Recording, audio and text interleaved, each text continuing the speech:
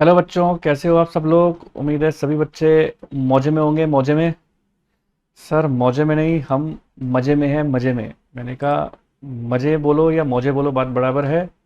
मौजे में रहो पर सॉक्स में मत रहो। सॉक्स में मत रहो, मौजे में रहो। ठीक है। उम्मीद है सारे बच्चे बहुत अच्छे होंगे। तो आते हैं बच्चों अपने टॉपिक के ऊपर। और हम लोगों का जो टॉपिक चल रहा था, मैंने आप लोगों को अब तक की क्लास के अंदर समझा दी थी सारी बातें कि हमारा, मैंने आपको बताया था पीएनएल एप्रोप्रिएशन कैसे बनाते हैं हम, पार्टनरशिप डीड क्या है, पीएनएल एप्रोप्रिएशन कैसे बनाते हैं, और उसके ऊपर मैंने आपको इस शिव और हरी वाला एक क्वेश्चन भी करवाया था। और अब आज मैं आप लोगों को बात बताने जा रहा हूं। हालांकि आप लोगों ने ये बात समझ में आ गई आपको कि पीएनएल एप्रोप्रिएशन अकाउंट कैसे बनता है, profit and loss appropriation account कैसे बनता है। ठीक है। जब मैं कल आप लोगों को समझा रहा था तो उसमें एक टॉपिक आया था इंटरेस्ट ऑन लोन का। और वहां पर मैंने आप लोगों को एक बार बताया था कि कंसेप्ट होता है चार्ज अगेंस्ट प्रॉफिट और अप्रोप्रिएशन अगेंस्ट प्रॉफिट्स। तो आज हम उसी के रिगार्डिंग बात करेंगे कि ये चार्ज अगेंस्ट प्रॉफिट्स के आइटम कौन से होते हैं, चार्ज अगेंस्ट प्रॉफिट्स वाले, और ये अप्रोप्रिएशन अगेंस्ट प्रॉफिट्स वाले आइटम कौन से होते हैं। तो देखिए बच्चों, चार्ज अगेंस्ट प्रॉफिट बोलो या अप्रोप्रिएशन अगेंस्ट प्रॉफिट्स बोलो, दोनों में क्या फ़र्क है। तो सबसे पहले तो देखो, आसान शब्दों में मैं बात बताऊंगा। वो सारे आइटम वो सारे आइटम जो आपको लगता है कि प्रॉफिट एंड लॉस अप्रोप्रिएशन में आ रहे हैं, यानी जो चीज़ें आप पार्टनर्स को दे रहे हो, जो चीज़ें profit and loss appropriation account में आ रहे हैं, जैसे कि इंटरेस्ट ऑन कैपिटल आपने पार्टनर को दी, ए पार्टनर को कितनी दी, बी पार्टनर को कितनी दी, सैलरी कितनी दी, ए पार्टनर को कितनी दी, बी पार्टनर को कितनी दी, ये सारी चीज़ें जो जो आप पार्टनर को दोगे वो सारी चीज़ें कहाँ पर आएंगी, वो सारी चीज़ें अप्रोप्रिएशन अगेंस्ट प्रॉफिट्स होती हैं। फिर मन में आएगा कि सर एक बात बताओ, माना कि अप्रोप्रिएशन अगेंस्ट प्रॉफिट्स होती हैं, लेकिन फिर चार्ज अगेंस्ट प्रॉफिट्स क्या होता है। मैंने कहा वो सारे आइटम जो केवल प्रॉफिट एंड लॉस अकाउंट में आते हैं, प्रॉफिट एंड लॉस अप्रोप्रिएशन नहीं, केवल प्रॉफिट एंड लॉस अकाउंट में आते हैं, वो सारे आइटम चार्ज अगेंस्ट प्रॉफिट्स होते हैं। बहुत सारे बच्चों को कंफ्यूजन है। आप लोगों को जब टीचर ने पढ़ाया होगा, आपने स्कूल में भी पढ़ा होगा कि बहुत सारी हो सकता है कि लंबी चौड़ी बातें लिखी हो कि हाँ चार्ज अगेंस्ट प्रॉफिट इसे कहते हैं, अप्रोप्रिएशन अगेंस्ट प्रॉफिट इसे कहते हैं। अगर मैं मोटा मोटी पहचान बताऊं तो चार्ज अगेंस्ट प्रॉफिट का मतलब यही है कि जो आइटम पीएनएल अकाउंट में आ रहे हैं, जो आप पार्टनर्स को नहीं दे रहे, जो बिजनेस के खर्चे हैं, जैसे कि मैनेजर को कमीशन बताया था मैंने कि ये आप पार्टनर को नहीं देते, पार्टनर कमीशन जरूर पार्टनर को देते हो, तो वो अप्रोप्रिएशन अगेंस्ट प्रॉफिट होगा। और जैसे एम्प्लॉय को सैलरी दी, सैलरी टू एम्प्लॉय, या रेंट पे किया, ये सारी चीज़ें जो पार्टनर को नहीं दे रहे हैं वो पीएनएल अकाउंट में आ रही है, वो चार्ज अगेंस्ट प्रॉफिट है। लेकिन मन में ये सवाल ही उठता है कि सर एक बात बताओ, अगर कोई भी आइटम चार्ज अगेंस्ट प्रॉफिट्स हो या अप्रोप्रिएशन अगेंस्ट प्रॉफिट हो, उससे फर्क क्या पड़ता है। पहला फर्क तो यही हो गया अकाउंटिंग ट्रीटमेंट का कि पीएनएल में आएगा या पीएनएल अप्रोप्रिएशन में आएगा। दूसरा फर्क क्या होता है, इसमें सबसे बड़ी बात ये होती है कि अगर कोई भी आइटम अप्रोप्रिएशन अगेंस्ट प्रॉफिट्स है तो उसके ऊपर एक नियम लागू होता है। अब मैं एग्जाम्पल के तौर पर लेके चलता हूं। देखो, एग्जाम्पल के तौर पे अगर मैं आपको ये बात बोलूं कि मान के चलिए आपने बनाया पीएनएल अप्रोप्रिएशन अकाउंट, आपके पास ऑलरेडी जो प्रॉफिट है वो है 15,000 रुपीज़ का, ऑलरेडी प्रॉफिट है 15,000 रुपीज़ का। लेकिन आप जब इंटरेस्ट ऑन कैपिटल देने जा रहे हैं, क्योंकि इंटरेस्ट ऑन कैपिटल आप जानते हो अप्रोप्रिएशन अगेंस्ट प्रॉफिट है, और एक ही आ रही है इसमें, मान के चलिए इसके अंदर मान के चलिए एक ही आ रही है interest on capital 20,000, and B की आ रही है इंटरेस्ट ऑन कैपिटल 10,000। तो टोटल मिला के तो इंटरेस्ट ऑन कैपिटल 30,000 हो गई, लेकिन आपके पास तो प्रॉफिट केवल 15,000 का अवेलेबल है। तो अप्रोप्रिएशन अगेंस्ट प्रॉफिट्स का मतलब यही है कि आप अपने प्रॉफिट्स के अंदर, आप अपने profit and loss appropriation account में कभी भी लॉस नहीं ला सकते। यानी जो आइटम अप्रोप्रिएशन अगेंस्ट प्रॉफिट्स हैं, आप उसको केवल उतना ही लिख सकते हो जितना अवेलेबल आपके पास आपका प्रॉफिट्स हो। यानी सर आपका कहने का मतलब है कि यहां पर हम 20 और 10 यानी टोटल मिला के इंटरेस्ट ऑन कैपिटल 30,000 नहीं दे सकते। मैंने कहा नहीं दे सकते। अगर आप कोई भी ऐसा आइटम लिखने जा रहे हो जो अप्रोप्रिएशन अगेंस्ट प्रॉफिट्स हैं, और ये सिचुएशन आ जाती है, ये वाली अगर सिचुएशन आ जाती है कि आपके पास आपका जो अवेलेबल प्रॉफिट है वो 15,000 है। तो इंटरेस्ट ऑन कैपिटल ऐसे केस के अंदर मैक्सिमम टू मैक्सिमम 15,000 ही दे सकते हो, उससे ऊपर नहीं दे सकते। तो ए को कितना दें, बी को कितना दें, ऐसी परिस्थिति के अंदर आप उसको कैपिटल रेशो में डिस्ट्रीब्यूट कर दोगे, कैपिटल रेशो में डिस्ट्रीब्यूट कर देंगे। ठीक है, कैपिटल रेशो मान के चलिए 2:1 है। ठीक है, तो 2:1 है, तो आप इसको कैसे डिस्ट्रीब्यूट करोगे, 15,000 मैक्सिमम इंटरेस्ट ऑन कैपिटल है इंटू 2/3, 3 1 3, 3 5 15, तो ये मैक्सिमम टू मैक्सिमम कितनी आ जाएगी, 10,000। एंड इसी तरीके से 15,000 इंटू 1/3 ये आ जाएगी 5,000। यानी इन शॉर्ट मैंने आपको ये बात बताई कि अगर अप्रोप्रिएशन अगेंस्ट प्रॉफिट्स हैं तो हम अपने profit and loss appropriation account में केवल उतना ही लिख सकते हैं, हम अपने प्रॉफिट एंड लॉस अप्रोप्रिएशन में उतना ही लिख सकते हैं जितना प्रॉफिट अवेलेबल है। हाँ, अगर मान के चलिए आपके पास, आपको इंटरेस्ट ऑन कैपिटल यहाँ 30,000 देनी है, अगर आपके पास आपका अवेलेबल प्रॉफिट मान के चलिए 40,000 है, तब तो कोई दिक्कत नहीं है, आप आराम से 30 दे सकते हो। बस याद रखना पीएनएल अप्रोप्रिएशन कभी लॉस में नहीं आ सकता। ठीक है, तभी तो उसका मतलब अप्रोप्रिएशन अगेंस्ट प्रॉफिट है कि उतना ही अप्रोप्रिएट करना है जितना प्रॉफिट अवेलेबल है। और अब बात करते हैं चार्ज अगेंस्ट प्रॉफिट। और अगर मैं इसकी आपको अगर एग्जांपल दूं, चाहे आप मैनेजर कमीशन के ऊपर एग्जांपल ले लें, चाहे रेंट के ऊपर ले लें, या इंटरेस्ट ऑन लोन पे ले लें।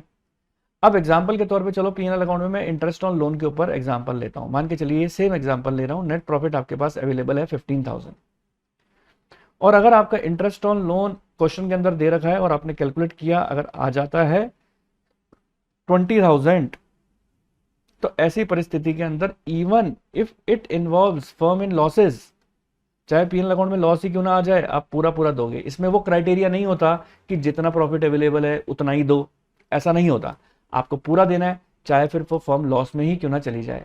This is called charge against profits.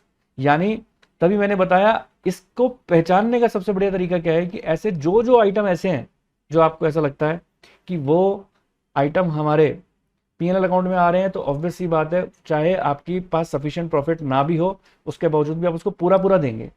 ठीक है, पूरा पूरा देंगे आप उसको। ठीक है, चाहे फर्म लॉस में क्यों ना चली जाए। लेकिन अगर कोई भी आइटम अप्रोप्रिएशन अगेंस्ट प्रॉफिट्स है, तो आप उसको केवल उतना ही देंगे जितना आपके पास प्रॉफिट अवेलेबिलिटी होगी। ये आपकी प्रिस्क्राइब किया हुआ है कि आपका इंटरेस्ट ऑन लोन है, या फिर मैनेजर कमीशन है, या रेंट टू द पार्टनर है, ये सारी चीजें चार्ज अगेंस्ट प्रॉफिट है। आप इसको पीएनएल अकाउंट में दिखाएंगे।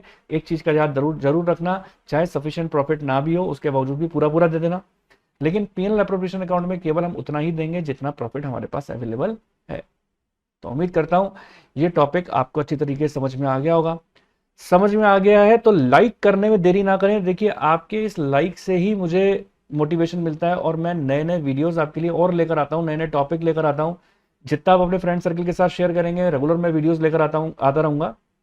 इतनी मेहनत से वीडियो बनाते हैं, आपका एक लाइक तो बनता है, एक शेयर बनता है। शेयर करें मैक्सिमम फ्रेंड्स को, जिससे क्या है, मेरे को अच्छे से अच्छा मोटिवेशन मिलता रहे कि हाँ, मेरे बच्चे मेरे वीडियोस देख रहे हैं आगे। तो आप फटाफट से लाइक कर दे बिना देरी किए और बढ़ते हैं आगे की ओर।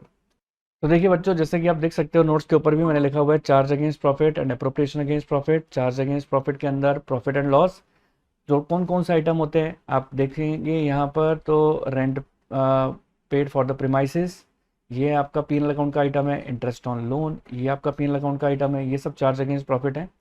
रेंट पेड फॉर प्रीमाइसेस आ गया, इंटरेस्ट ऑन लोन आ गया, ये सब हो जाएंगे। और देखिए, अप्रोप्रिएशन अगेंस्ट प्रॉफिट में वो सारे आइटम्स है जो पीएनएल अप्रोप्रिएशन में आ रहे हैं। Interest on capital, salary, commission, और interest on capital, salary, commission, ये आ गया।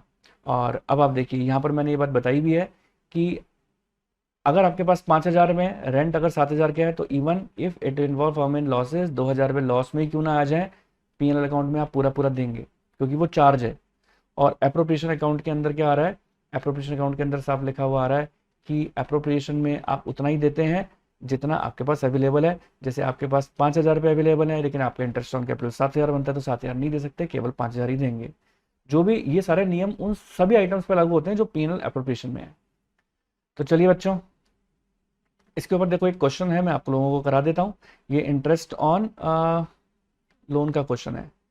लिखा है, Kunal, Mohit are partner sharing profit and losses equally, their capital were 2 lakh and 1 lakh respectively.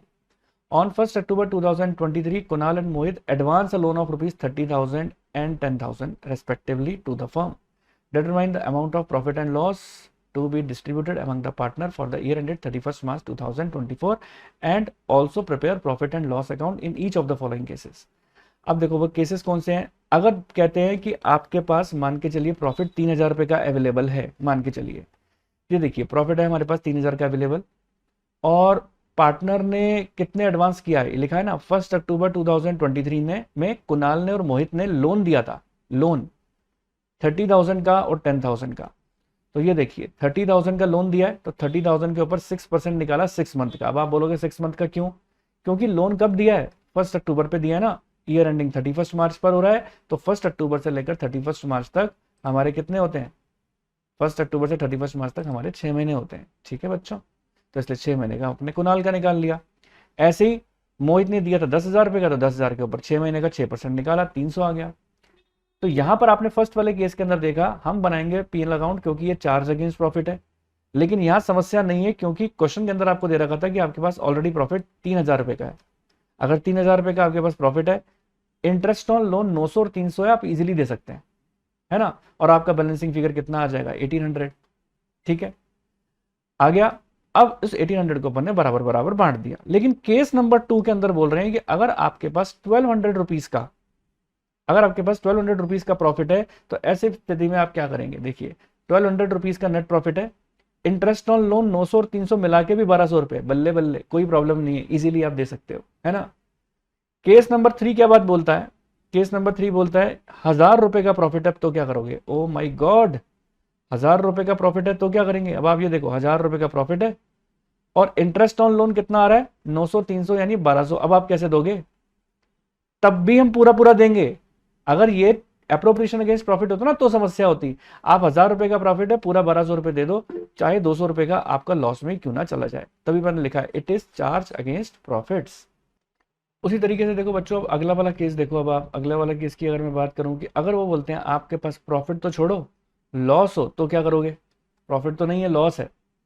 अगर हमारे पास देखो लॉस है, प्रॉफिट छोड़ो, फोर्थ केस के अंदर लॉस है, तो लॉस के केस के अंदर ये देख रहे हैं आप, हमने वैसे हम net profit by net profit BD लिखते थे, लेकिन लॉस के केस के अंदर मैंने टू नेट लॉस बीडी लिखा। 1,200 रुपये इंटरेस्ट ऑन लोन भी देना है, तो अब लॉस बढ़ गया, कितना हो गया? 1,700 रुपये। तो उम्मीद करता हूँ बात आपको समझ में आई होगी। और नीचे मैंने ये पॉइंट भी लिखवाया है कि रेंट पेड अगर आपने पार्टनर को दिया है तो पार्टनर रेंट आपको, अगर आप पार्टनर आपको कोई प्रीमाइसेस दे रहा है और उस केस के अंदर अगर आप उसको रेंट पे कर रहे हो एज अ थर्ड पर्सन, तो ये चार्ज अगेंस्ट प्रॉफिट ही होता है और ये पीएनएल अकाउंट के अंदर आता है। ये चीज़ अपन को ध्यान रखनी है। तो उम्मीद करता हूँ आपको पॉइंट अच्छे तरीके से समझ में आए होंगे। तो ये चार्ज अगेंस्ट प्रॉफिट वाला टॉपिक और ये जो एप्रोप्रिएशन अगेंस्ट प्रॉफिट वाला जो टॉपिक मैंने आपको बताया, उम्मीद है अच्छी तरीके से क्लियर हो गया होगा।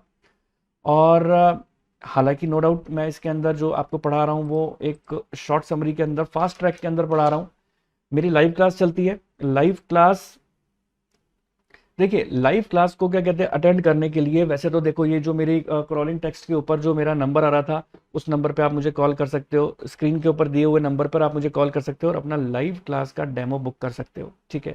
लाइव क्लास के ऊपर मैं मोस्ट ऑफ द क्वेश्चंस जो आपकी टेक्स्ट बुक के हैं उन सबको कवर कर देता हूँ। DK गोयल के, TS ग्रेवल के और NCERT के मोस्ट ऑफ द क्वेश्चंस मैं कवर कर देता हूँ। काफ़ी डिटेल के अंदर क्लास चलती है वो, और एक एक कंसेप्ट को बहुत अच्छे तरीके से क्लियर करते हुए चलते हैं और आफ्टर द क्लास उसकी रिकॉर्डिंग भी आ जाती है। फीस स्ट्रक्चर मेरा पर मंथ है। आप अपना लाइव क्लास को डेमो जो है बुक कर सकते हैं, उसके कोई चार्जेस नहीं है।